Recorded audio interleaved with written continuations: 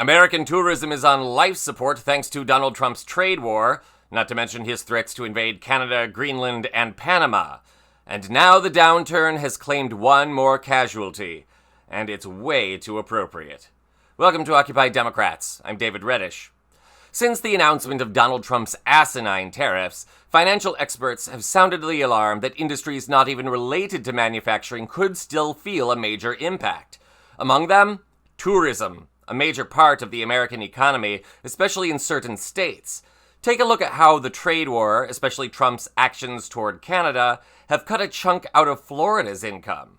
Investigative reporter Dave Bowman tonight pushing for answers on how the tariffs may hit our area's number one industry. We're talking about tourism.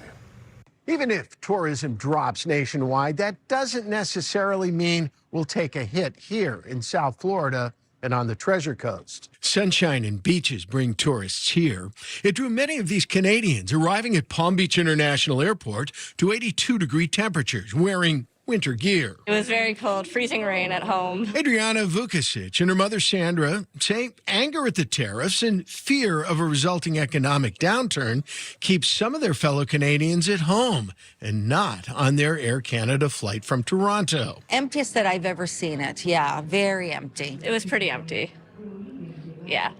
You could kind of sit where you wanted. The airline analytics firm OAG reports airline bookings from Canada to Florida are down 76% this April compared to April 2024. How soon is going to Trump start layoffs at Mar-a-Lago is what I want to know. Maybe it'll go the same way as his Trump casinos. That'll be an attractive look, and one too appropriate for this breaking story. Stay with us. Obviously, the crisis is not limited to Florida. Other states like Arizona, California, even parts of New England attract a major Canadian traveler contingent. They stand to lose from these tariffs, anti-immigrant bureaucracy, and generalized ill will as well. And now yet another travel mecca is feeling the sting. Las Vegas, one of the most popular and lucrative American tourism destinations, is crapping out thanks to Donald Trump's policies. Take a look. It's not just small businesses feeling the impact. The people overseeing tourism here on the Las Vegas Strip are projecting a 5% decrease in revenue. That's not necessarily a decrease in tourists, but it is a drop in how much money they're paying in hotel room tax. What we're seeing is early. Steve Hill is the CEO of the Las Vegas Convention and Visitors Authority. We're seeing some level of decreased visitation from Canada and internationally generally. The first thing people cut in an uncertain economy, discretionary spending, money for things like vacation. Hill says Las Vegas is coming off several record-setting months and that a slowdown may be on the horizon. We're starting to see things like airline bookings and future hotel bookings starting to drop somewhat, both internationally and domestically. And it gets worse.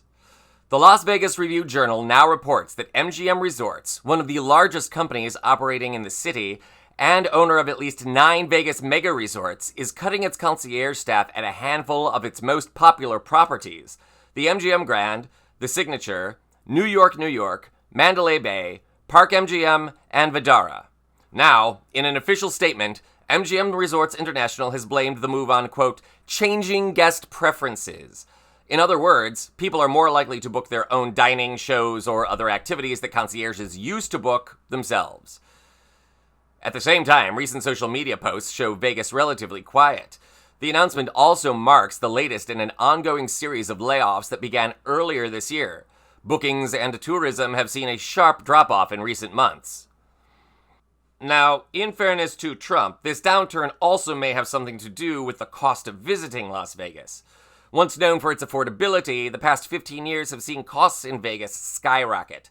That includes the elimination of once-free amenities like buffets or parking. People generally don't want to spend huge amounts of money to visit a destination where they are also going to lose huge amounts of money gambling. But it's impossible to look at this new round of layoffs, or the overall Vegas downturn, without noticing a correlation with a downturn in American tourism in other parts of the country as well. And it all started when Donald Trump returned to office and started offending the nations, Canada, parts of Europe, that are most likely to visit. Why would foreigners want to visit a hostile nation? And as for Trump himself, this is all too appropriate. Remember, he bankrupted his casinos in Atlantic City.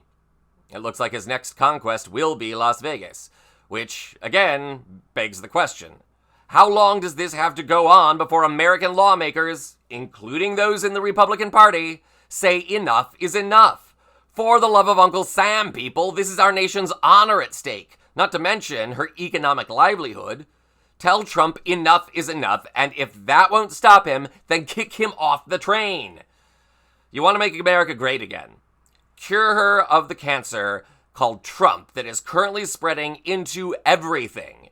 And for this operation, maybe a chainsaw is appropriate. This is Occupy Democrats.